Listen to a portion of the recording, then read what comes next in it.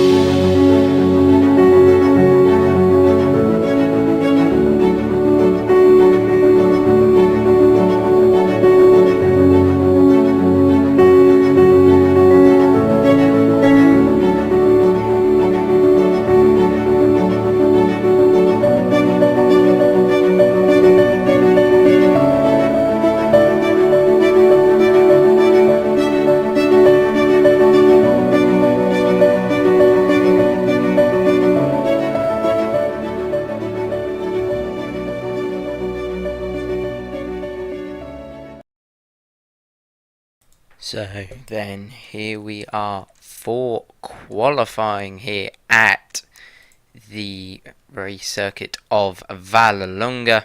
as drivers are now getting out to their outlaps. Joining us in the commentary box this week is Josh Martin, a driver, or not a driver, someone who has been actually watching this series from the races. So welcome, Josh. Hello. So obviously, being someone who has mostly been watching from the outside, how have you found the racing here in these Porsche Cayman Cups? Yeah, so I mean, the Porsche Cayman, a very beautiful car to drive, and I think that the results speak for it all. We're going into the final round of the championship with 4 points separating the top three. I mean, where else on AC will you find a series that's that close going into the final round? Yeah, definitely. With only 4 points separating the top 3 drivers, we will have a quick look at that. Obviously, it's been very close. Your leader of the championship at the moment is Simone Bellon, with that 383 points. However, Martin Palmer, driver from Sweden, has been a driver to keep an eye out for. He is there with 380 points, and I believe he was one of the fastest out of the 3 in the practice just before. And then Chris Redmond just 1 point behind Martin Palmer as well. So it is all to play for here at Vallelunga, with it being the final round and also an hour race. So we will certainly see some fatigue and maybe even a change of results to what we usually see. So drivers are coming round on their outlap. I believe it will be Paul McLeod who will be one of the first ones to get a lap in, which usually it's Eric throughout the season. However, it's his teammate Paul which will be one of the first ones on their outlap. 8 minutes in the session remaining, and they've only just finished their outlap, so they won't get a lot of flying laps here. But it will certainly be one of an interesting race. Actually, I believe it is Eric who does actually get out first, which is how it has been for most of the season. Josh, who do you want to win the championship out of those 3, or maybe even a backcomer? I think the next player is about 350 points, I think.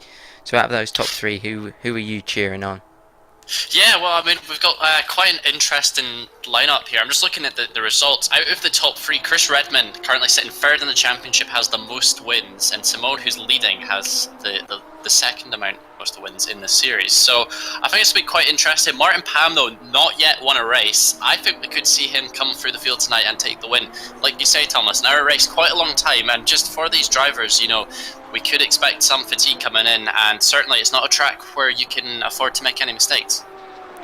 Yeah, definitely. I have a feeling this track could favour the Italians, as you would think. However, we did see in practice both Martin and Chris going faster than Simone, so we will make it interesting nonetheless.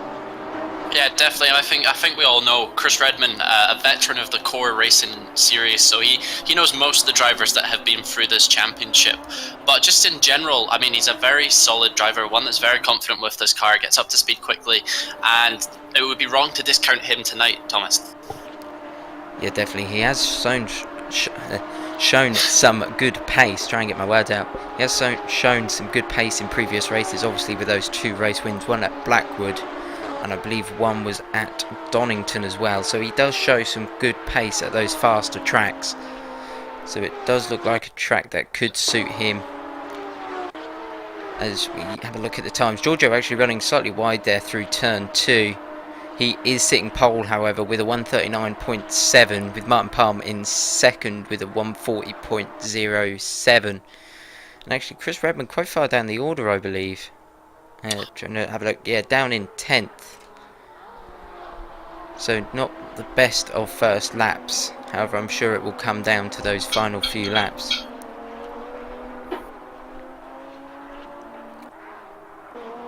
So as you see, Martin Palm then in second, coming through that very, very tight left-hander. One way you can run wide very easily through there, and it will hamper your run all the way down through towards this infield section. Just there off the left is where the club joins on, and it can make a certainly difficult track with it being such a fast and flowy, and then this really slow infield section as well. Certainly makes. Go on. Another thing that we should point out on is the quali length has been 10 minutes, and that's remained the same for all the circuits. So whilst somewhere like Brands Hatch Indy has meant the drivers can get a lot of times in, a lot of laps, here at Vallelunga the lap times were 140, so everyone's really having to stay out on track for the full session. No chance to come in and put on a fresh set of boots. And I'm just looking, Luca is currently in a bit of traffic. He's got AV Markovic just ahead of him, and then Giorgio Cornacci. I'm going to butcher some names tonight, I do apologise. But a lot of the drivers fighting nose to tail, and I mean, Thomas, you'll know yourself, it's not something you want to be doing on a qualifying lap, is battling with the car in front. Yeah, definitely. When you start battling, you start trying to get past, and then you just lose tons of time. Which is, you just saw there, Luca was trying to get out of the way of traffic to try and get a bit of free space in front. As you see, a big shuffle of positions. Michael Curvers, a driver who got off to a slow start in the season, is up into 5th place, as we also just missed. Chris Redmond goes pole with a 139.4, which is a good lap, and then his teammate Felix Simoes just sliding in behind as well.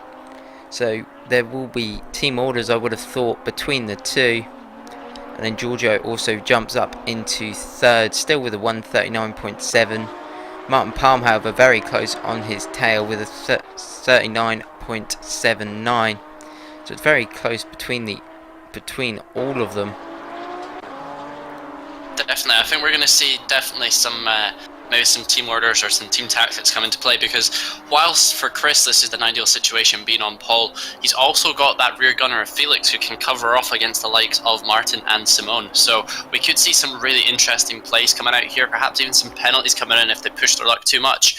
But another driver who I think we shouldn't count out is Michael. Like you said, he's always proven that in certainly the longer races he can keep that momentum going, and I think he is one that could potentially shake the bee's nest in this. Yeah, definitely. He did have a slow start to the season, however he has been looking a lot more comfortable in that car, and he certainly can cause an upset here. Just a quick mention here, Matteo Santini is driving in one of the Northern Lights Racing Academy cars, so I'm not sure whether he may be joining that team or whether maybe he may be borrowing the car for this final round. I'm not sure what is happening there. He does still seem comfortable in the car, however. He is in 7th with a 140.050, which is a very good lap. He did win actually a few races in the GT3s, I believe, so he can be quite a driver to keep an eye on as he goes faster and goes up into 2nd with a 139.6, a very, very strong lap by him. And actually, whilst we were talking about him, Martin Palm jumps both Felix and Giorgio and goes into that 3rd place. So there's already been a big jostle for positions, and we're not even at the end of the qualifying session. Just under 2 minutes left now, so the driver's really going to be anyone who's in the pits is going to have to push like hell if they want to get another lap in. But I think we're pretty much going to be seeing the final shootout now, and you can just see how close the drivers are. They're all within a couple of seconds of each other, which is quite not the move that I'd be making, but perhaps these guys know something that we don't. The slipstream could end up being quite a powerful factor around here. Yeah, definitely. In these cars, you can really feel it as you go up into that 5th and 6th gear. We have shown it at Blackwood and Paul Ricard with those very long straights, and it can prove quite a few seconds in lap times, especially across these really long laps like at Vallelunga, whereas at Brands Hatch, where the straights aren't as long, it doesn't prove as effective. Giorgio then now coming across the line. Will he be able to jump up? No, he cannot. He still sits in 5th. I believe he was having a word with him earlier about how this is actually his local track, and he was just up here pretty much a few hours ago and watching and spectating a GT3 race, and now he gets to be racing around it here on Assetto Corsa. It really brings the really helps transfer from that real life to that sim and then back again, doesn't it? Yeah, definitely. I mean, the track itself is the home circuit to Kunos, I believe. Their offices are based on the race circuit. So that's, obviously a great factor. And then, like you say, it gives everyone this chance to, emulate the racing drivers that they see out on track. And hopefully he'll have picked up a few tips. Maybe we'll see a surprise result from him tonight, perhaps. But no, definitely, Thomas, I'd agree. Sim racing is coming forward leaps and bounds. In a community that's kind of divided at times, we can all agree that it is a great experience. Yeah, definitely. But what motorsport isn't, with stuff like F1, you always hear the Vettel fans fighting the Hamilton fans.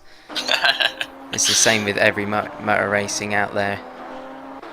Indeed, but that's the timer hit 0, so we're currently looking at Chris Redman on pole. He's still out on a lap, so potentially looking to go even faster. Matteo Santini just behind him, but Chris has just messed it up into the break-ins on there, caught the inside curb a bit too much. So I think that's going to be his lap over. But Thomas, do you want to take us through the order? Yeah, definitely. So it is Chris Redman then sitting on pole. Obviously, this can all change as drivers finish their final lap. Matteo Santini in second place there. Very good qualifying lap by him. Actually, just as I say that, Giorgio then jumps up into second, unable to beat Chris Redman. I don't think he'll be able to get us another lap, so that will be him starting next to Chris Redman, and that puts Matteo Santini down in fourth. Martin Palm then starting on that second row of the grid, just behind Giorgio in fourth. Felix Simoes, Chris Redman's teammate, down in fifth, and he's got that championship leader behind of Simone Bellon in sixth. Michael Curvers in 7th with Darren Adams in 8th. Gianni Monaco in 9th. Actually, he's just gone up into 10th as Eric goes up into 7th, I believe. Luca is down in 11th. Avi in 12th. Hines and Chris Thorpe rounding out the 7th row of the grid. And then Paul McLeod in 15th. So with these two drivers up at the front, it is going to prove to be some very close racing between the two. And hopefully we will make a champion out of it all. So we will cut to a quick advert break now before we go green flag racing here at Vallelunga.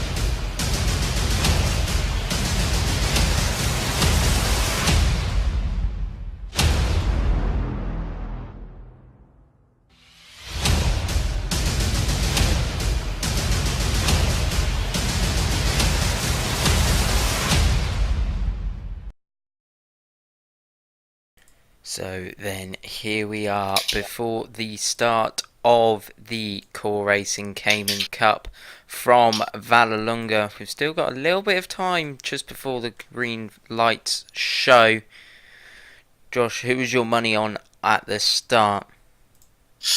Well, Chris has obviously got a huge advantage here at the start. Most importantly, his other two teammates are behind him, so we'll have to wait and see if there's going to be any collisions. Yeah, definitely. The lights are beginning to turn on now. We have 6 red lights. And they are out, and we are off. Green flag racing then here at the final round of the Core Racing Cayman Cup. Drivers getting off to a nice and clean start, coming in side by side down into turn 1. It does look like Chris Redmond is able to hold on to that lead, as it looks like Giorgio is in second, as Matteo Santini now comes under pressure from Martin Palm around the outside, as it looks like he is able to get past.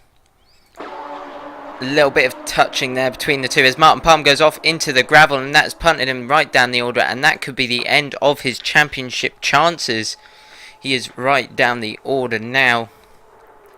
So already chaos here in the first lap, and a bit of an upset to those Martin Palm fans out there.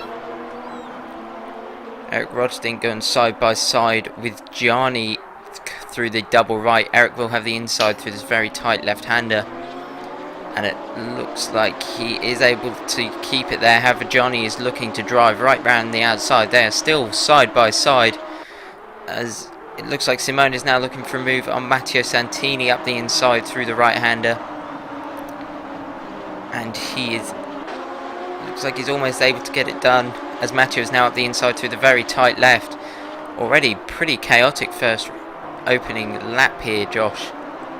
Definitely. I mean, Matteo Santini has dropped off from the front runners after having a bit of contact with, I believe, Felix there. So really quite a juggle start. But looking at, most importantly, where your championship contenders are, you've got Chris Redmond, who is currently leading the race. Martin Palm is down the order after having that incident. And Chris Redmond, if I still say Redmond, no, he's leading. Basically, it's all over the place at the moment, and literally anyone could win this right now. Yeah, definitely. Simone Bellin then in 5th. He wasn't able to get past Matteo Santini through that infield section then. We're already on our second lap here of 34, so we're looking at about an hour race. It's already pretty close between them. Michael Curver's running wide through the double right after the very fast straight, and that has put him down in 7th place and is now coming under pressure from Darren Adams behind.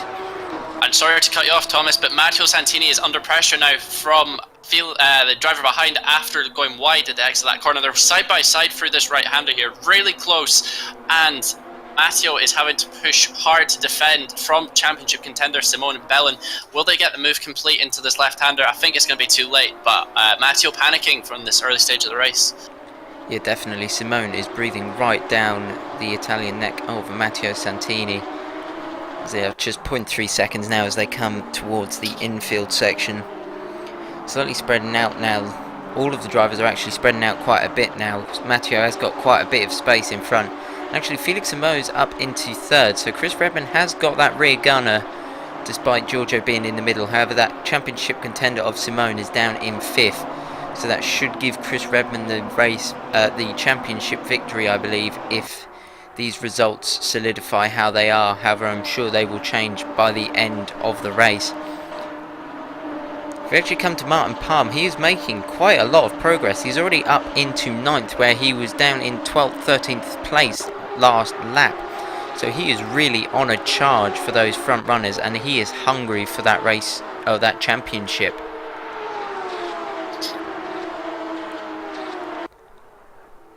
Simone Bellin then closing on the rear of Matteo Santini yet again, going towards the double right. Unfortunately backing off a little bit, and I think he ran slightly wide there through the double right. However, didn't lose too much time and nor gained much time either. Luca Peckley, a driver who has been shown some quite good results, not right up towards the top of the field. However, he has had some strong results in the midfield. He is down in 15th place, so maybe he got involved in a bit of contact on that lap 1. However, he's right down there in 15th position. We'll come up to this 4-5 car battle, all for 4th place. They're all separated by about half a second, so they have got a tiny bit of breathing space. However, certainly not enough where you are fully comfortable. Chris Redmond in the lead. He's got 1.5 seconds behind to Giorgio. Plenty of time where he can begin breathing and starting to get in a rhythm. See, all these drivers are all close, or are all in close proximity. Try and get my words out. as they now begin their 4th lap.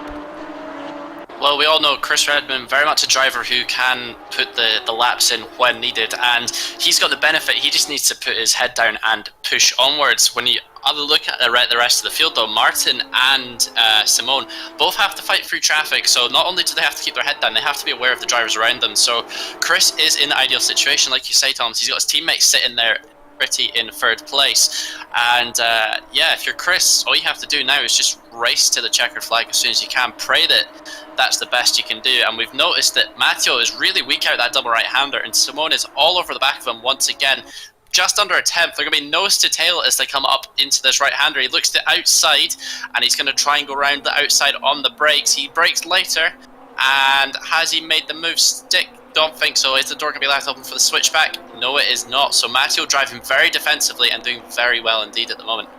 You definitely have. Matteo is now going to have to go defensive from Simone, who looks to go around the outside on this very tight left. Unfortunately couldn't get it done, so he has to slot back in behind. Matteo is looking very strong, however he does not seem to have the pace that Simone has, especially out of that double right-hander. That definitely seems to be where Simone is stronger. Maybe Matteo is struggling with some tyre temperatures or something, as he was faster in qualifying.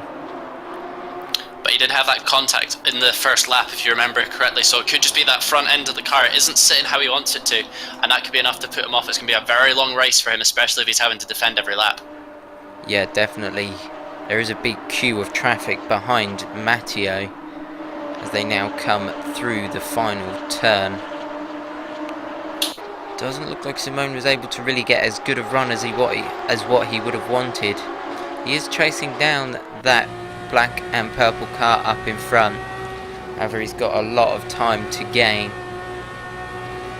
So we'll ride on with Matteo Santini just to have a look at what is happening through this double right, whether it may be area. He was slightly wide on the entry there.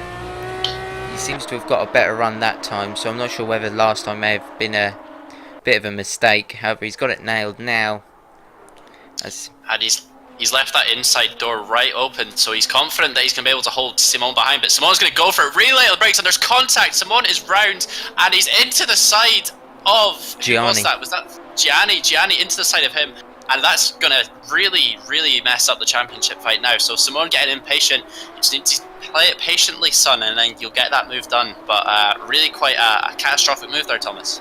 Yeah, definitely. He's now down in 7th place after that, and a race of 34 laps, you can really afford to be a bit more patient and maybe look for a move when it's really there. However, Simone was getting a little impatient with a Felix Mose driving off in front. He really wanted to get past, and unfortunately suffered the consequences, and is now down in 7th and is coming under pressure from actually Martin Palm behind. Nearly said Martin behind, which would still make sense, but he's now coming under pressure from them, and that could heat up the championship. Admittedly, Chris Redmond will still hold on to that championship lead. However, if these two begin battling and then end up in front of each other, they could change the positions for that 2nd place. Matteo Santini, after that collision with Simone, has suffered a bit of front damage there, and is now thought he could have some breathing space. However, he's coming under pressure from Gianni now as they come towards this double right-hander. See, 2 cars battling for that 4th, and then you've got 4 battling for 6th. Darren Adams, a driver who has actually capitalised on all these mistakes. He was down in 8th, I believe, and now he's up into 6th. Michael Curvers, maybe a mistake from him. He's down in 10th. Yeah, I just want to touch upon Darren Adams, a driver that you won't see him put it on the front row that often, but he is certainly a driver who, when the race comes in, he is very experienced at these long distance races, and he'll make advantage of any moves. He's kind of like a Daniel Ricciardo, I guess is the best way to put it. He'll make the move stick when he needs to, and kind of just runs his own race. So certainly a driver to keep an eye on, Thomas, is Darren Adams, see where he finishes tonight. Yeah, definitely. He is sitting there nicely in 6th. He did make it a race victory at the 2nd round at the Nürburgring, and I believe he made it a podium in a couple of other rounds as well. So he can definitely put in some good results when he needs to.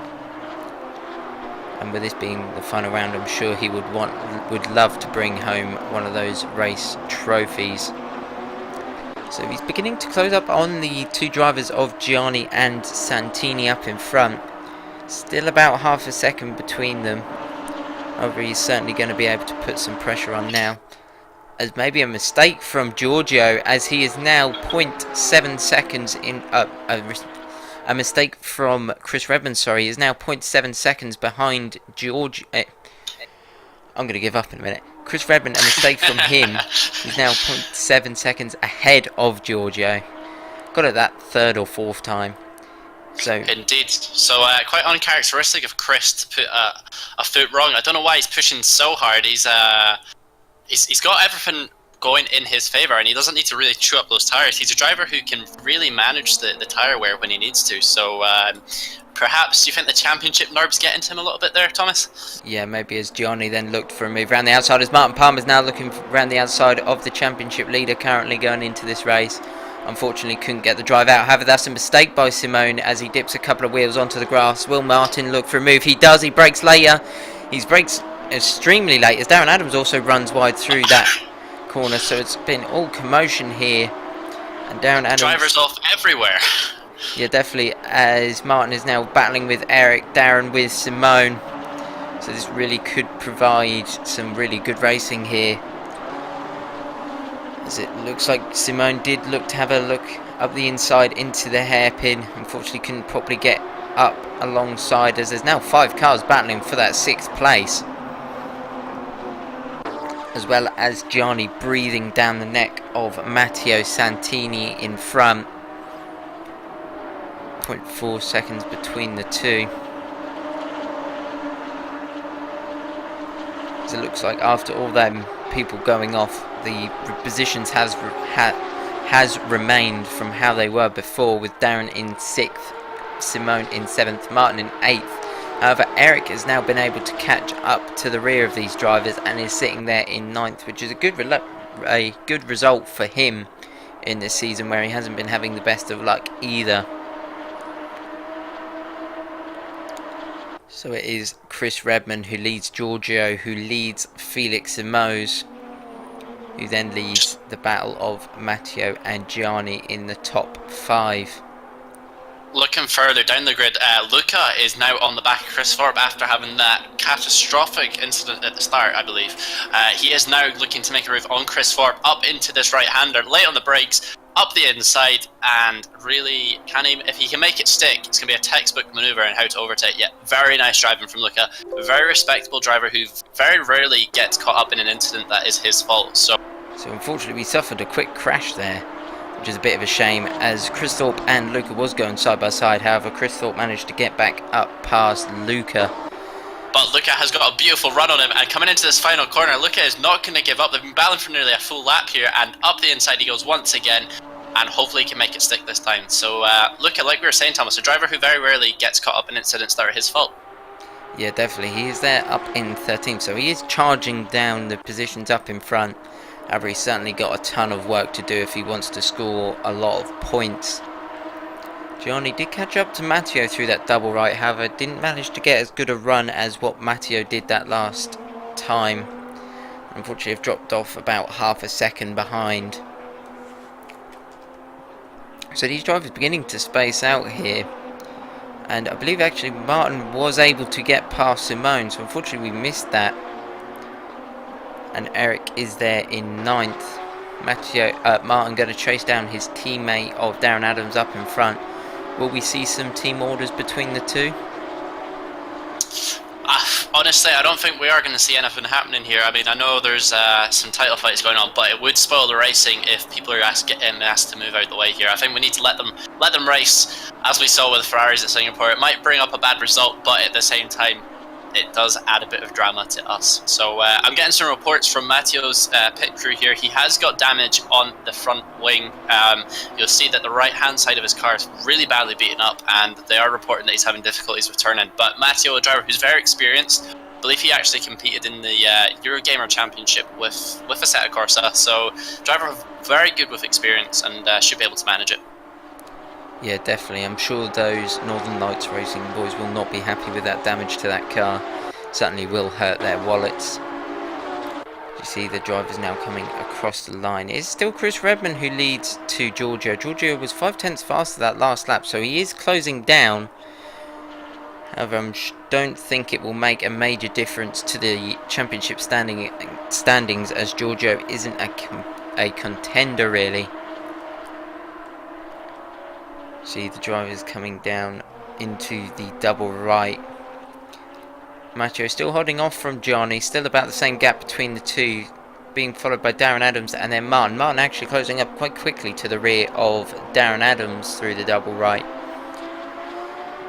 And then it is Simone Bellin, your current championship leader, coming into this race, with Eric Rotterdink not that far behind. Michael Covers down in 10th after a slight mistake. He is still got up and running, however, in quite a good position. Avi in 11th, with Hines, Martin Palm's teammate, in 12th. Luca in 13th after that mistake. Chris Thorpe in 14th and Paul McLeod in 15th. See, the drivers are beginning to space up. Darren Adams did let Martin Palm through, I believe, and Darren is now going to try and hold off Simone behind. Hopefully it won't become a banger race as such, trying to keep him behind. Hopefully they keep it clean. However, with the current situation, anything could happen. Johnny on the rear of Matteo Santini again. They're coming towards the double right. A lot of double rights here at Vallelunga certainly adds a different kind of flow to the track. Not a usual feature that you see on most tracks, as Johnny is actually closing onto the rear of Matteo Santini in the slipstream, coming towards this double right. Matteo has learned from his mistake from Simone, as Johnny then pops out to go round the outside. It's a long way round. However, he now looks for the cutback. Unfortunately, Matteo closes it off, and Johnny has to stay in 5th. Definitely not an easy place to make an overtake there, as he now looks to maybe stick up with the inside through this very fast left towards the very long right. Matteo still driving defensive. Johnny having to go around the outside. He does look for the later apex to try and get the run out. However, Matteo managed to have it covered as they come towards the hairpin. Matteo Santini still holding on. Johnny using all the exit there, as Eric looks like he's going to come under pressure from Michael Curvers. However, Eric managed to make it hold round the outside. So 12 laps in, and already proving to be some good racing here at Vallelunga. Indeed, Thomas, the racing has been... I've been away running the numbers, and I think compared to what we've seen the rest of the season, I don't think the tyres are going to last this. I mean, the previous rounds we've obviously seen is Giano has made a massive mistake coming through the first couple of corners. I'd let Martin Pam through. But the problem is, Thomas, with these guys battling every lap, their tyres are surely going to be worn out before the end of the race. Yeah, definitely. We're slowly coming up to that halfway point, and that is when we will probably begin to see those people who feel like their tyres aren't going to last begin to pit to try and make the most of that fresh set of tyres. Because obviously the more these tyres get worn, the less grip they have, and the more you begin losing that rear end, which loses you a considerable amount of time. So drivers will begin to hopefully look after their tyres, and if they swap them, try and get some good strong laps in before they begin to wear, and then look after them after that. Yeah, indeed, Thomas, and I'm just looking towards the front now. Giorgio has caught up right to the back of Chris Redman. I don't know if there was a mistake there, but he's right on that back end of that Porsche, and I think we could see a move being attempted this lap, if not the next one. And Chris really is going to have to dictate when the leaders start coming in, because if you're someone like Martin or Darren Adams, you know, you're going to be going off what the leaders are doing around here. Fortunately, Chris has got Felix to cover him, so really we could see an undercut. Yeah, definitely we could see some strategy come into play. The Cayman Cup, we haven't seen many pit stops. We've seen a few, however none of these leading races, so they may begin to look after their tyres or whether we'll begin to see pit stops and pit strategies come into play. It will certainly make an interesting race, as Giorgio is actually really closing up to the race leader then. 0.3, 0.2 as they come up the hill. He is there in the slipstream. Chris goes to the racing line. Will Giorgio stick up the inside? No, he brakes nice and early to avoid any contact. Can we see the drivers of Martin Palmer and Simone begin to challenge these drivers as they begin to battle? There is a 7-second gap to Felix and Mose. However, can we see those, with those two slowing each other down with them battling, can we see those coming into play? It's certainly an option. I think that's the other thing to be aware of. Obviously, the drivers who are battling have to be careful about their bodywork and their tyres, but they have to keep in mind the guys catching them behind. If you're someone like, let's have a look, who would be there? Martin Pam, you know, he's kind of caught in an awkward phase where he has to sit and wait and see what happens up front. Whereas if you're someone like Simone, I mean, I don't know, is it worth him going in for the pit, putting on a fresh set of boots and just running it as much as he can? Because at the moment, Thomas, he has lost the championship, if my math is correct. And if you're in Simone's shoes, what would be your move? Definitely, you will look maybe to have a pit stop to maybe try and get that fresh set of tyres and hopefully make the leaders have a mistake. However, there isn't a lot you can do from being in that 8th position other than just driving your race and trying to gain as many positions as you can. With Martin Palm, however, he's there in 5th, so he will really be debating whether to go in for that fresh set of tyres, as he has got about 10 seconds to the race leader, which isn't a lot of time with this endurance race, almost. But it certainly can make Giano's just gone wide again coming out of turn 2, and Darren Adams is all over the back of him, and Darren's going to go right round the outside. On you go, son. And unfortunately he can't make it stick, but a great attempt there from Darren, and we got a huge train foreman here, Thomas. Really big train foreman. Yeah, definitely. Gianni is the conductor of this train. He has become the Thomas the Tank Engine as such, as he leads up into this double right. Darren now coming under slight pressure from Simone. However, Simone stays behind. A little bit of out of shape there for Gianni. However, he keeps it in a straight line. Darren Adams there in 7th. Oh, Simone's making a move. On you go, son. Easy as you like. Beautiful move from Simone there. Getting impatient and pulls off move. Caught Darren sleeping. Really nice move from Simone there. Yeah, definitely a very, very strong move by him, as he does hold on. Eric now looking to get past as well, with Darren Adams almost colliding with the door. But has that opened the door for Eric Rotterdink? There's a lot of doors there, as he now dives up the inside into the hairpin. And Michael's going through as well. They're all over the back of each other, and this is going to give Simone some breathing space. Oh, this is some great racing. This is what Core Racing is all about here. Look at that, door to door, and just some quality racing. And I say that, Eric gets punted off.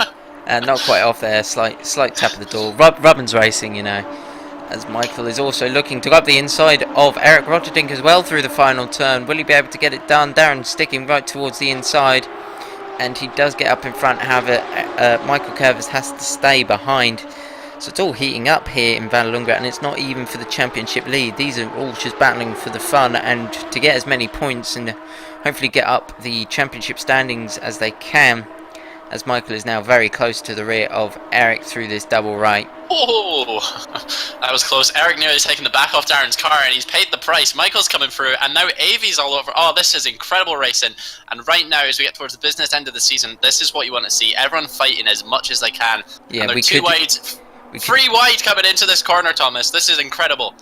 Will we see a big pile up? And no, it looks like all the drivers are getting through. It looks like Michael Curvis is actually going to be the one to lose out, unfortunately, as that's a slide by Avi. And could we see it go 3 wide again? No, it's going to go 2 wide into this left-hander, as Avi is looking to drive around the outside.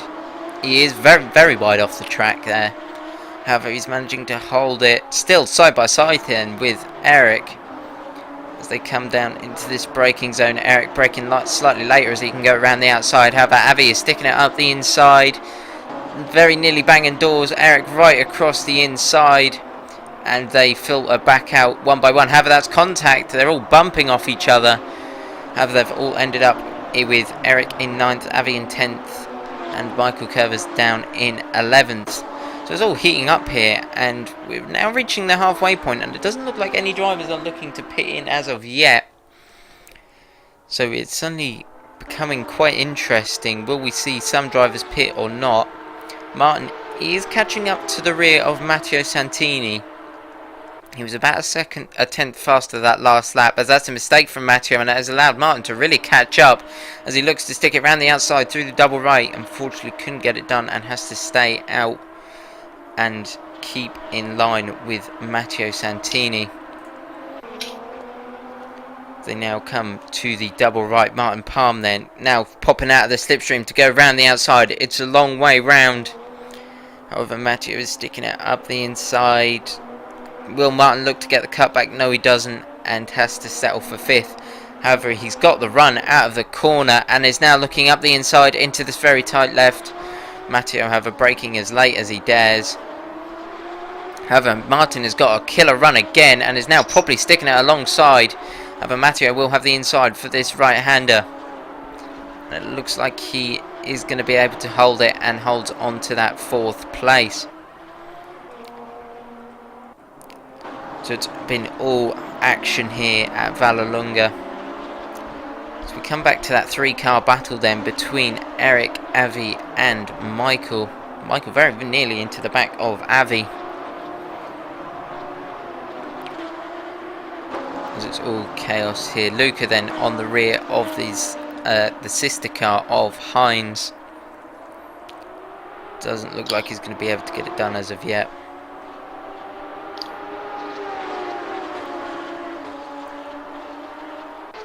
Martin Palm closing on the rear of Matteo yet again. Now we've reached the halfway point, Josh, will we begin seeing people pitting in? Or as you as a race driver, will you look to try and extend on those tyres for as long as you can? Yeah, I think it's going to be quite interesting to see. I mean, drivers who could afford to make a pit stop are, of course, Chris Redman, our championship and race leader, effectively from just now.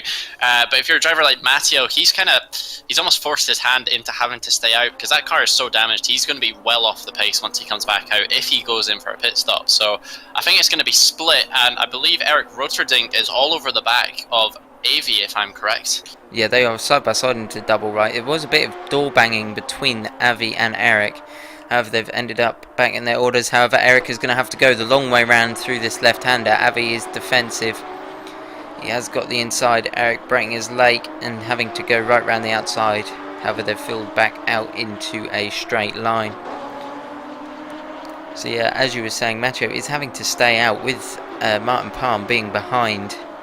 He's going to try and hold up for as long as he can, just to try and hold on to that 4th. And with that damage, will he come in to repair and take that extra time, or will he try and hold on with that slight bit of aero damage to the front?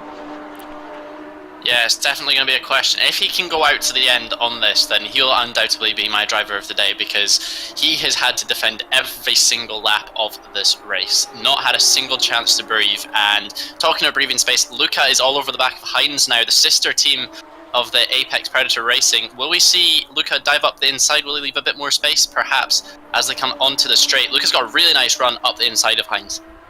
Yeah, definitely as they come on down. Looks like he's going to stay in the slipstream. They have got 8 seconds to Michael Curvers in front, as you just saw right there in the distance. They've got quite a bit of space to gain, so maybe they will work together with that slipstream as well. So we now come to Michael Curvers in that Vulcan car, obviously one of the drivers. We've said it all season, rocking them Vulcan tyres, one of the only drivers, most using Michelin's. As he now looks to go around the outside, he's braking very late and he's gone very wide there. Not sure what happened there. Maybe he was off looking at the crowd or something, but he went very wide, managing to stay in relative distance to Eric behind, so very well done by him.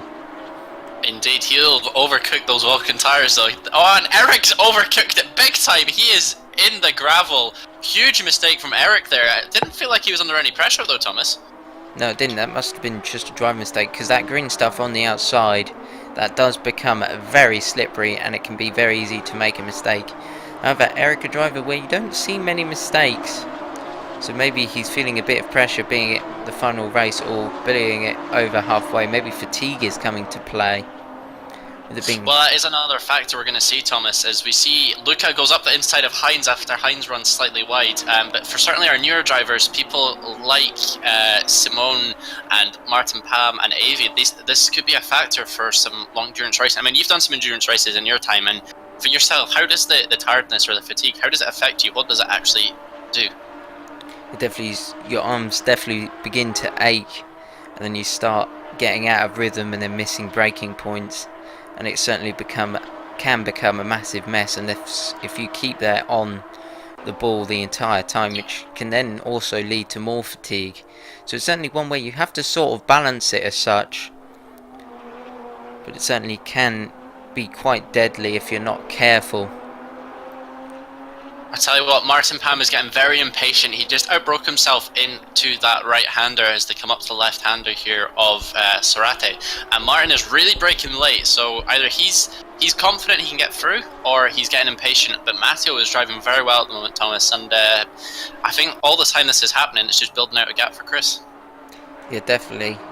There is about 8 seconds between Giorgio and Felix now, so there is quite a sizable gap with those two, with Matteo and Martin battling as well. That's increased the gap between those and Felix.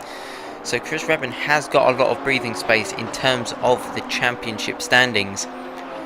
However, we cannot back out, especially if Chris Redman does make a mistake. Not saying he will, as he is a very good driver, as he goes with a very quick lap time actually, a 1:39.9, one of the fastest of the race, I believe. So he is certainly not taking it easy as such, and is trying to set those really quick lap times. Martin then catching on to the rear of Matteo. He was 0.3 faster that last lap. You can really see where that aero makes a difference through that very fast left. You can see Matteo running really wide on the right, which doesn't really help his run, as Martin was really catching up through the double right.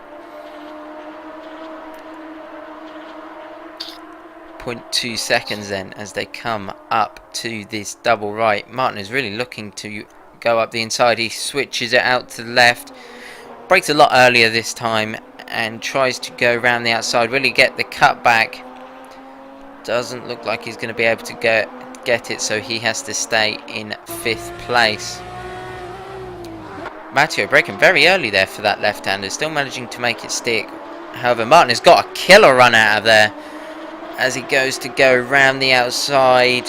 Will he be able to get it done? He is still there side by side, so he should have the inside for this right. Bit of contact. And that puts Martin up into 4th. I don't believe there is much suspension or aero damage there to both cars, so it may have just been a bit of paint exchanging. And that puts Martin up into 4th, and is now going to look to chase down Felix up in front. He's got about 4 seconds to chase down, so whether he'll be able to do it, I'm not sure. Certainly could prove interesting. Chris Redman, however, is sitting there in the lead. He went slightly slower that last lap with a 1:40.4. Could we see his tyres beginning to wear off with that being that very fast lap, that last lap?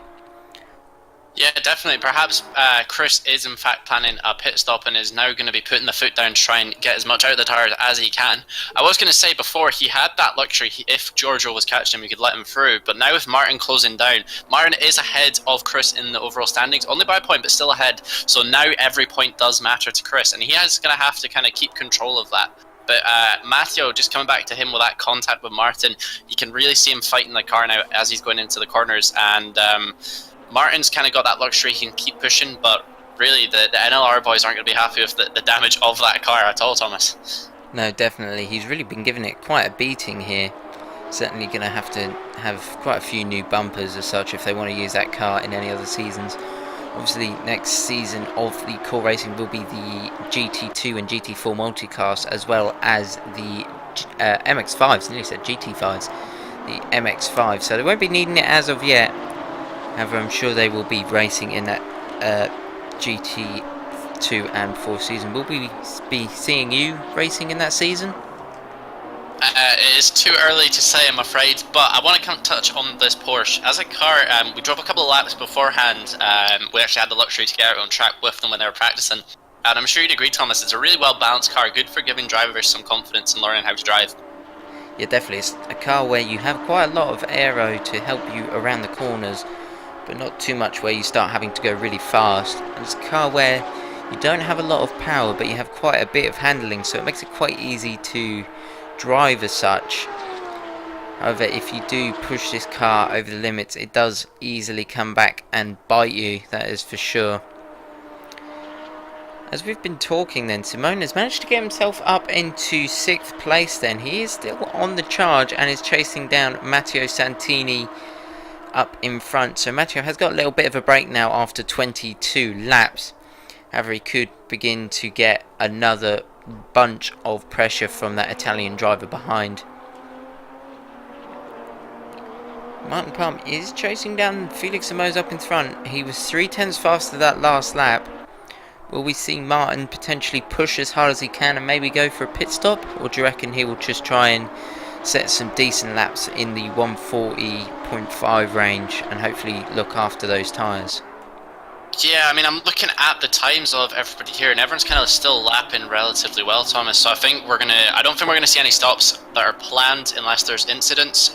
So I think now it's just gonna be a proper push. Martin really closing down on Felix though. So let's see what Martin can do. Yeah, definitely. Martin is a driver where he can get past if he needs to. He has shown does get quite agitated when stuck behind a driver. He has made quite a few crazy moves, so he could potentially gain the championship lead, or he could throw it all away. He will certainly have to be careful when he looks to get past Felix Samoz, if he can catch up, that is. So drivers slowly beginning to space out. About a second between most drivers. 0.5 between Johnny and Simone. This is the closest battle on track. However, drivers are going around single file. Trying to think of the word. All by them lonesome. All by themselves, yeah. The field has really split out now, Thomas. I think all that chaos we saw at the start has now kind of settled down. Obviously, those drivers who you'd expect to be fast are still making their way up the grid, but certainly everything's really settled down now. The gaps, the smallest gap we've really got is Giano, who's 0.7 behind Simone. So, yeah, really kind of settling down now, Thomas, and perhaps this will be it to the end of the race. Yeah, definitely. It does look like it could end out being in this format or these positions. However, we have seen in previous races where the racing has been very spaced out. However, when we get to those final few laps, the gaps suddenly begin to disappear. As we come to Chris Redmond then, he is rounding that final turn as he comes to his 24th lap, which means there will be only 10 laps left in the race. Still about 14 minutes left of racing as Martin Palm got very sideways through the final turn. So with us being about 3/4 of the way through, just over I believe, can we see fatigue really coming into play? Or does it look like a lot of the drivers are sitting there comfortably? Well, I'm thinking that perhaps this spacing that we might be seeing might be the drivers kind of going through that phase. You said earlier that you kind of have to balance the act when it comes to fatigue, and what I've found, or what a lot of drivers have found, is that you kind of go through phases of pushing and then easing off. You hear the F1 drivers doing it a lot as well, so perhaps everyone's kind of saving themselves for those final 10 laps, or final 5 laps even, and then just really going to be a push. So, I mean, looking back over the season, Thomas, I mean, any highlights, any drivers who've really stood out to you? Well, Francesco has been one that really showed a really good pace at Virginia International Raceway. Unfortunately, he stopped racing a couple of rounds ago, I believe. But he may be back. However, he showed some really good pace there. He got involved in one of the Turn 1 accidents and was right at the back of the field. However, that did not faze him as he managed to push his way all the way up towards the podium position, I believe. So he's definitely been one to keep an eye out for. And he's been one that has showed good pace throughout the entire season. Another driver that perhaps we should touch upon, who's actually not here anymore, is Ross McFarlane, a driver who has a lot of potential, but he was the winner of the previous Porsche series, and he's not turned up for the final rounds here, Thomas. So a bit disappointing, perhaps. Yeah, definitely. He is one of the fast Scotsmen here, one of the only Scotsmen that was racing in the Cayman Cup, as he was representing Northern Lights Racing. However, unfortunately, he couldn't commit to the rest of the rounds, hence him not being here. But he did show some very good pace, which he always does do in any car that he's in, and hopefully we will see him back. Talking of seeing things, Michael Carvers is all over the back of Avi now as they come up to this turn, I guess if you want to call it turn 3. And he's going to the outside, now to the inside. Avi is all over the place like a fish, but he manages to catch it and keep Michael behind. So now there's really going to be a battle going on between these two. Can we see Michael get through, Thomas? Will he be able to pull it off? He has been fast these last few laps. He was 6/10 faster that last lap, so he has got the pace as he now pops up to go up the inside. He does brake nice and early, and unfortunately couldn't get the move done and has to stay in that 10th position. However, he's got quite a good run. Not as good as what Avi got, as he uses all the exit. So Michael Carvers is sitting there down in 10th as Avi now runs wide through the very tight left-hander, and that gives the position to Michael Carvers, and that puts him up into 9th place. So to answer your question whether he'll be able to get past, yes he will.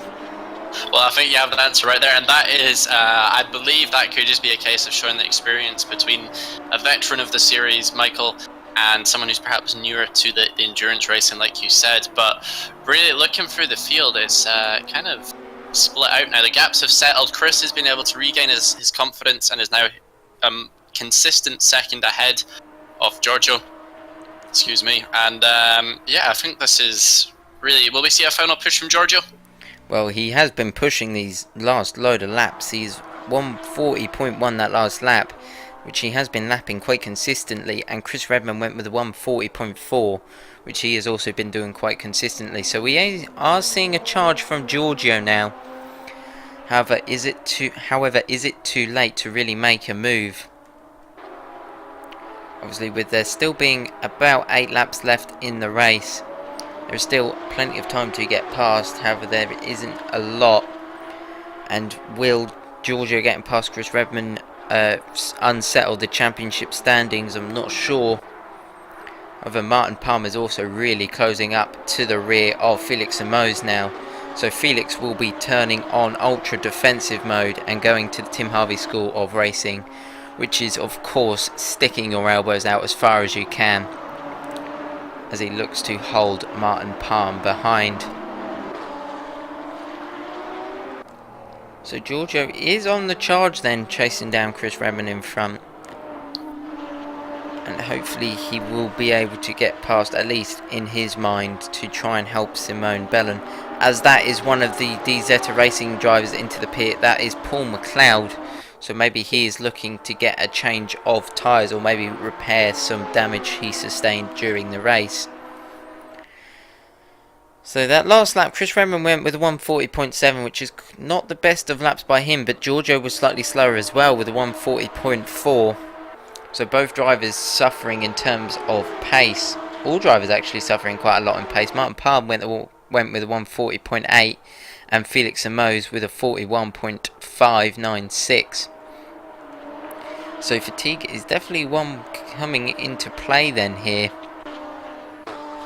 We'll come to Luca, a driver who's unfortunately got involved with a bit of collisions in the opening laps. He's up into 12th, still 11 seconds off Eric Rotterdink in front.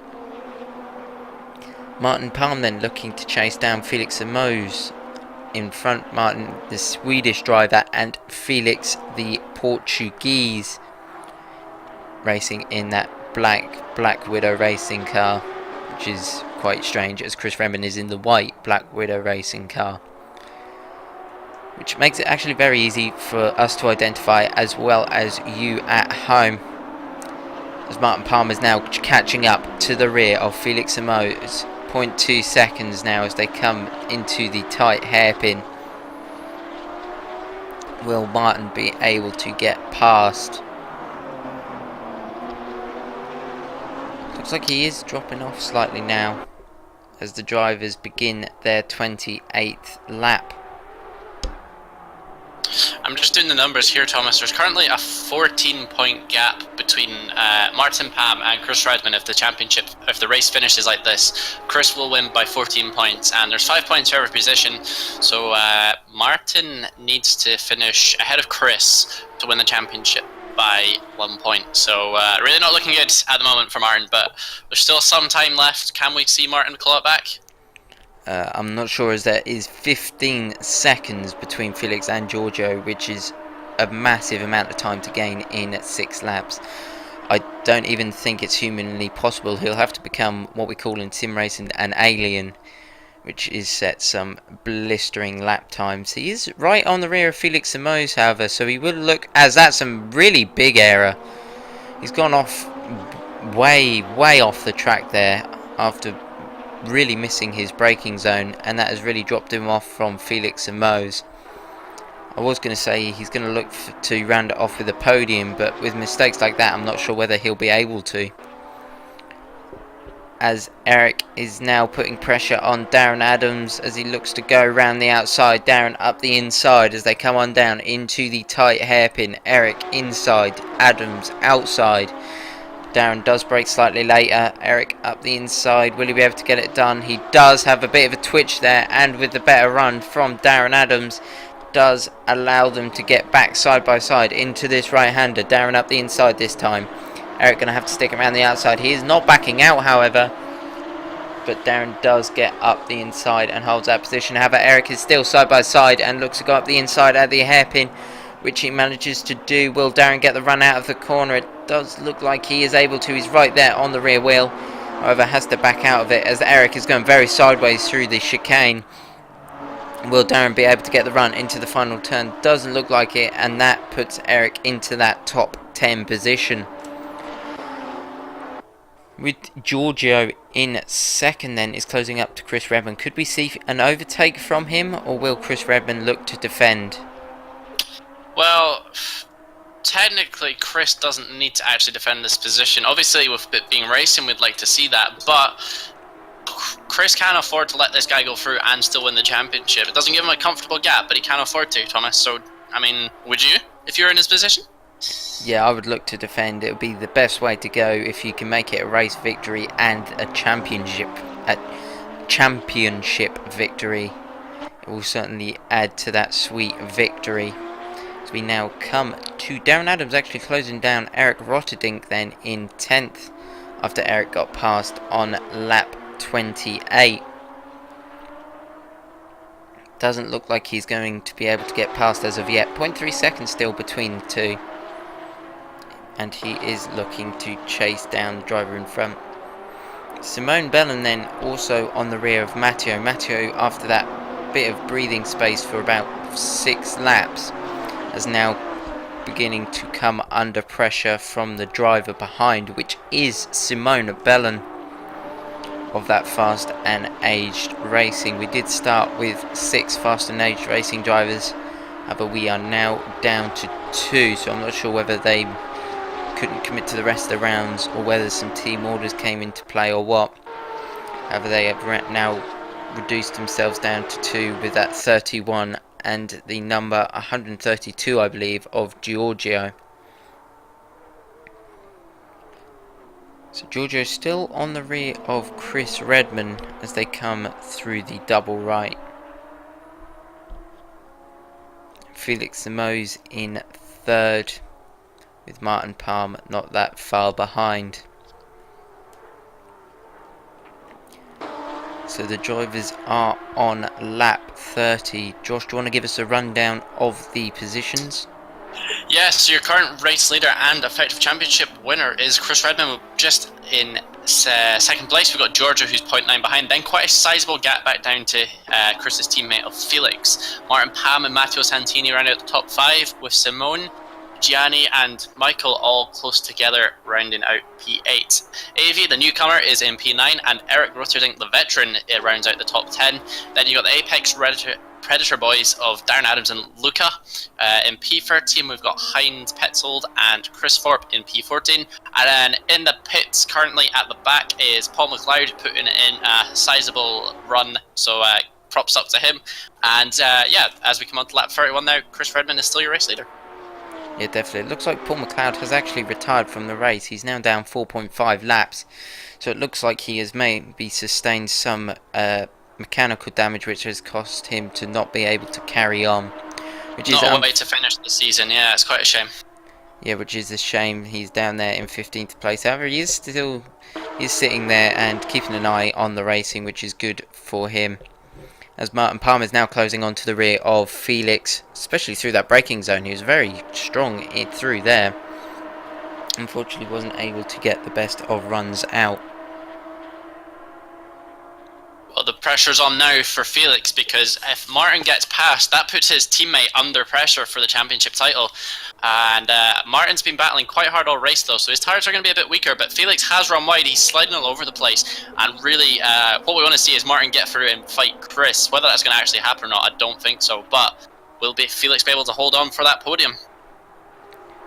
Yeah, we'll have to wait and see. It will certainly be a good way for those Black Widow Racing drivers to finish it, with both of the drivers on the podium. Maybe not a 1-2, but a 1-3 is certainly special nonetheless. Martin Palmer is really closing on to the rear of that Black and Widow Racing car of Felix Simoes as they come now through the hairpin. Nice and clean through there. So we've got about 3 laps remaining, I believe, or 2 laps. Yeah, 3 laps left. 3 laps left. 3 laps left of racing, then 3 laps remaining of Chris Redmond leading the race. He hasn't got that far to hold on. However, he can still make a mistake. And you see Martin now coming across the line in that 4th place. So these drivers really are spacing out in this final race. Hopefully they close in for these final few laps.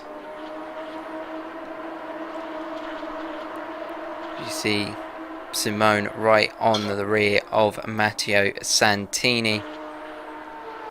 So Simone can see Martin, who's his other championship rival, but Chris Redmond is leaps and bounds above the rest.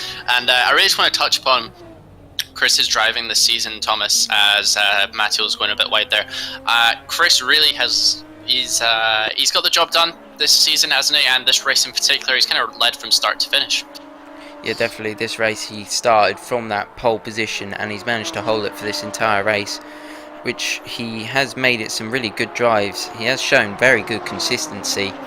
That's another 140.1 from him, but also he's managed to hold lap times around multiple circuits and managed just to drive that car and managed to keep it in a straight line and keep out of danger, and managed to make it a couple of race victories actually, and quite a few top 5s I believe, which is really good going, especially in this high strength of field racing of drivers like Chris Redmond and Ross, who started in those early races. And actually I believe in those in that opening round at the Nürburgring we did have a world record lap from Massimiliano Massetti, who unfortunately isn't here this week and unfortunately couldn't race in a few other rounds. So it really shows that these drivers can drive and certainly have quite a bit of pace here at Core Racing. Yeah, Core Racing really a good league for the drivers who are wanting to kind of get a bit of a reputation within Assetto Corsa. Massetti obviously also raced in that Eurogamer Championship alongside Santini, so that just goes to show you've got some really quality drivers there. Haniel Sabti, another famous name who has raced here, and you got the likes of Chris Redmond, Ross McFarlane, Nicola Falke, all drivers who race here, so quite a reputable league, I would say, Thomas. Yeah, and yourself, of course, another quite a respectable name with quite a few world records to name. All those drift tracks, mate, all those drift tracks. Of course, definitely sort of a track where it seems easy to make a world record, however it's only one where it can become technical. And coming back on topic to the race at hand, we've got Martin Pam, who went a bit wide. Felix has held him off, and they've only got one more lap to hold out for. So Felix is doing well, but he's certainly parking the bus. Yeah, definitely. He is sticking those elbows out to hopefully keep Martin behind. He is 0.6 seconds behind, so he has got quite a gap behind as Chris Redmond then starts his final lap. He's only got the lap to finish before he is crowned the Cayman Cup Championship. Giorgio then in second. Doesn't look like he's going to be able to upset Chris Redmond. Martin Palm, however, got quite a good run out of that final turn, as he is now 0.2 seconds behind the driver of Felix Simoes as he dips a wheel and slightly runs wide through the right-hander of, well, turn 2 really. For that first this could be crucial for the championship here if something happens to Chris. So Martin really keeping the push on for this podium position, and ultimately those vital championship points brings the gap down here to 9 points in the championship if it finishes like this. And as they come up the straight now, he's going to be all over the back of him. We've seen Martin late on the brakes multiple times. Will he do it once more? He's going left, and he's going to come back right into the braking zone, I think. As actually Simone is now going side by side with Matteo Santini. Simone, a championship contender, could cause upset to Martin Palm in second, I believe. Unfortunately couldn't get it stuck around the outside. He does look for a dive into the tight left-hander. Unfortunately, Matteo went defensive and he has to go the long way round. As it looks like he may stick it up the inside through the left. Yes, he does. Matteo Santini will have the inside through the right-hander, as he has edged out enough of a lead where they have to go through single file through the right-hander. Martin Palm then not being able to close up on Felix Simoes, as Matteo Santini is still going defensive from Simone. Contact between Martin and Felix. Felix parked it on the apex. Martin had nowhere to go, and that just shows it's all going wrong. It's Chris Redmond, a race winner and potential championship leader. Martin's gone very sideways coming out of that right-hander for the second to last corner and the final corner now. He's going to go for a dive bomb on Felix, but I don't think it's going to be enough. And Thomas, what a race we have had here. Yeah, what a race. That is Felix Simoes finishing in third, with Martin Palm in fourth, Matteo Santini in fifth, Simone in sixth, Gianni in seventh, so really close between all those. Michael Curvers then managing to get it up into eighth place, with Avi, one of the newcomers, in ninth. Really good finish for him. Eric Rotterdink then in 10th place. Really good finish for him. Darren Adams in 11th with his teammate Luca in 12th. The sister car of Hines then down in 13th place. Chris Thorpe in 14th, and obviously that retirement from Paul McLeod put him in 15th place. So really good racing here at Vallelunga, and that does crown Chris Redmond to be your champion in Cayman Cup. He's shown really good pace throughout the season, and he's shown it here in the final race, leading all those laps and then finally bringing home the race victory. Does indeed. I'm going to nip off and try and find some drivers for an interview, Thomas, but if you kind of want to summarise how that season was for us, it was absolutely amazing. Yeah, definitely. We had some very close racing, and we saw quite a few very good battles, with Virginia International Raceway being one of the best, with all of those drivers being really close proximity. Chris Redmond then sliding it through the pit lane. He is obviously very happy with finishing pole and taking that championship victory. But yeah, hopefully we'll be able to catch a few words with the drivers and hopefully be able to get their reactions. We will go to a quick advert break just before we get a word.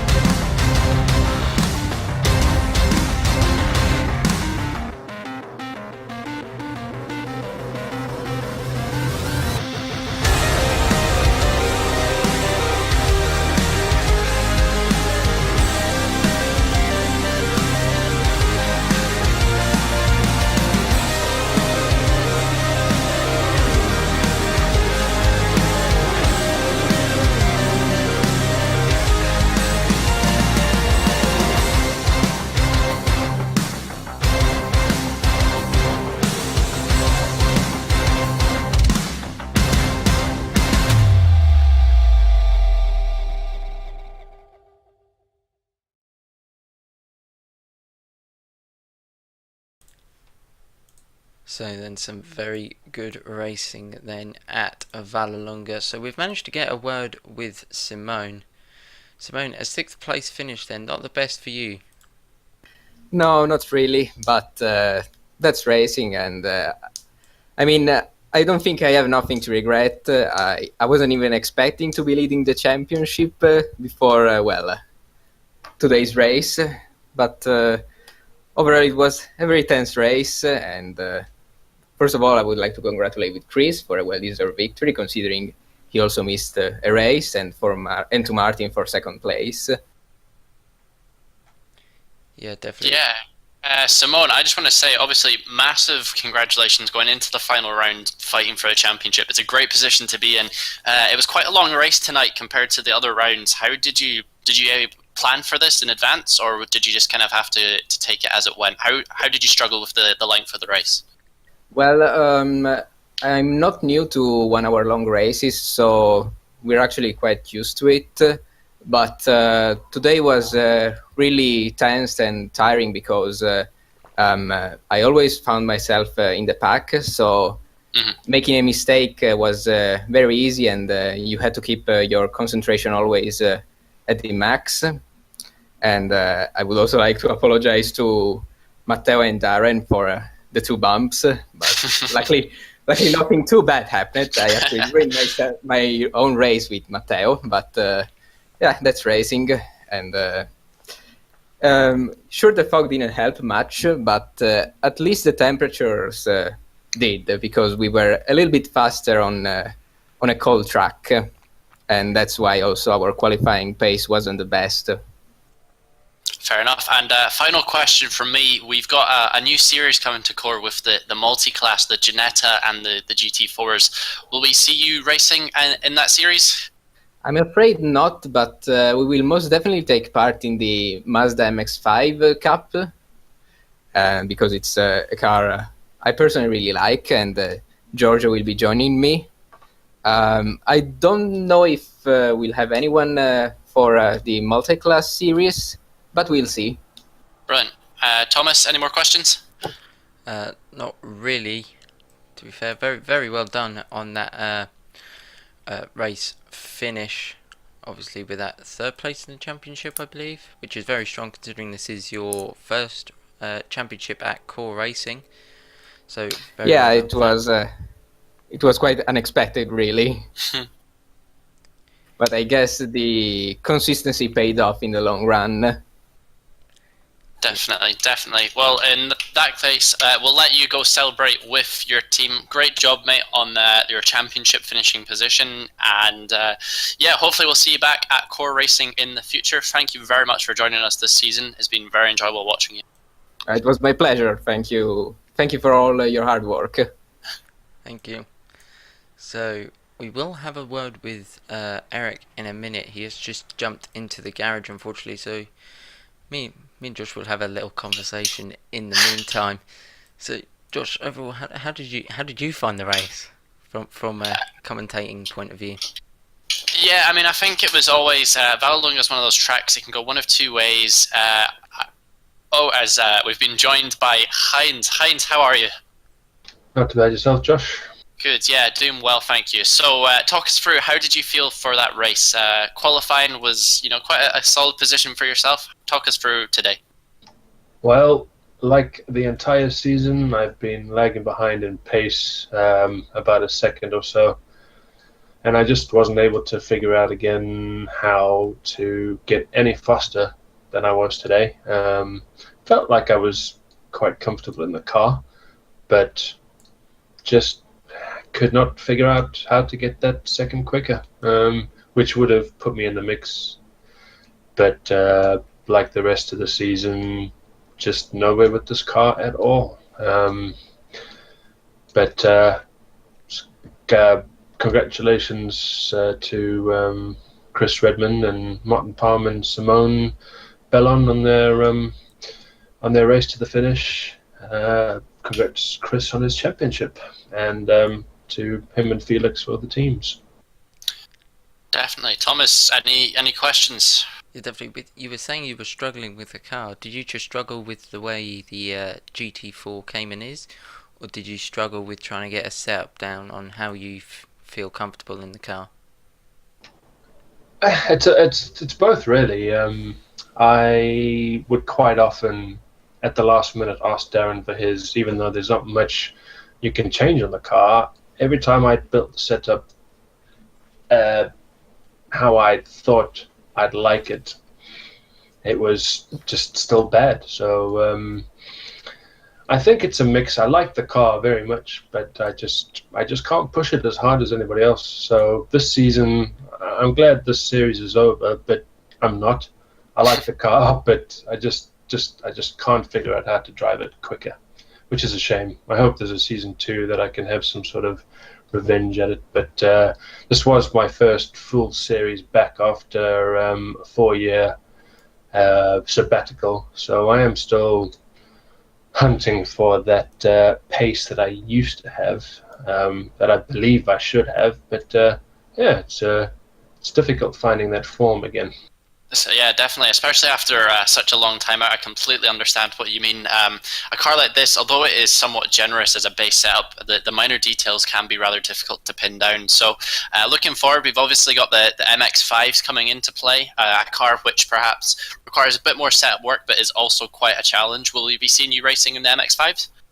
Yeah, sure. I'm back to race, and I'm going to give it the best go I can. I think the MX-5 should be a little bit harder than the Cayman is. I'm not very good with slow cars. I prefer really fast, brutal pace. I just seem to have much more fun in them. But yeah, the co-op series that's running at the same time with the slow racing team, I'm hoping to have some fun in the Corvette as well. But the MX-5 should be a good series. If the tracks are small enough, people should be bunched up quite nicely. Exactly. It should be good. Definitely. Well, that's all the questions from me, Heinz. Obviously, massive congratulations for your run this season. It can be easy coming back, but you did have some respectable results, and it was good that you stuck it out to the end. Really, a true testament of how sim racing should be. A lot of drivers would just park the car quite early on and give up, but massive congratulations to yourself for keeping it running right till the end. Thomas, any more comments from yourself? No, just very well done. Obviously, being back from quite a long break, that was very good racing from you from throughout the entire season with some very good results actually. So just overall a very well done to you. I just have to say thank you as well, Thomas, for your time broadcasting. We've really enjoyed your broadcasts and your time to do it, so thank you very much. That's right, it definitely helps. Obviously from you racing, it definitely helps. You can really see yourself from the outside, and it really, with me being a racer as well, it makes me feel quite happy watching myself as I get a good finish. So very well done to you, Heinz. Thank you. So hopefully we will be able to catch a word with Eric. I'm not sure whether he is here. Eric has just arrived. Eric, how are you? How are you? Well, very fine. Yeah. That is good to hear. Quite a race you had. A lot of traffic and a lot of battling today, Eric. How did you feel about the race? It was a tough one. Really liked it. Was surprised I could keep up with the likes like what's him called, Martin, I think it was. Yep. Yeah. After he had a slide off, I think, or an incident, I don't know what happened to him, but I could really keep up with him. And, yeah, definitely. I mean, obviously you're quite a veteran of Core Racing. You've been racing here for, well, longer than I have. You've been racing here for a very long time, quite experienced. How did this season compare to perhaps some of the other series that you've been racing in at Core? Well, it looks I'm going slower. But, well, there are a lot of other faster guys right now, so, and somehow I'm, well, at the end of this season, I'm started to get a bit faster. Brilliant. So does that mean for the next season, I'm assuming you'll be racing in the multi-class with the slow racing, yep. Yes? Multi-class and the MX-5s. Brilliant. So we could see some wins on the board for yourself then. Thomas, do you have any questions for Eric? Not really. Will we see you racing in those GT2s, or will you be sticking to that Ginetta GT4. Will be in the Corvette, the GT2. We've seen two drivers then in the Corvette, so it seems to be quite a preferable choice then in the GT2. Well, we wish you good luck in those future series, and very well done in this series and with that race result. Thank you very much. So then, Josh, very good racing then at Vallelunga, and some very good drivers as well.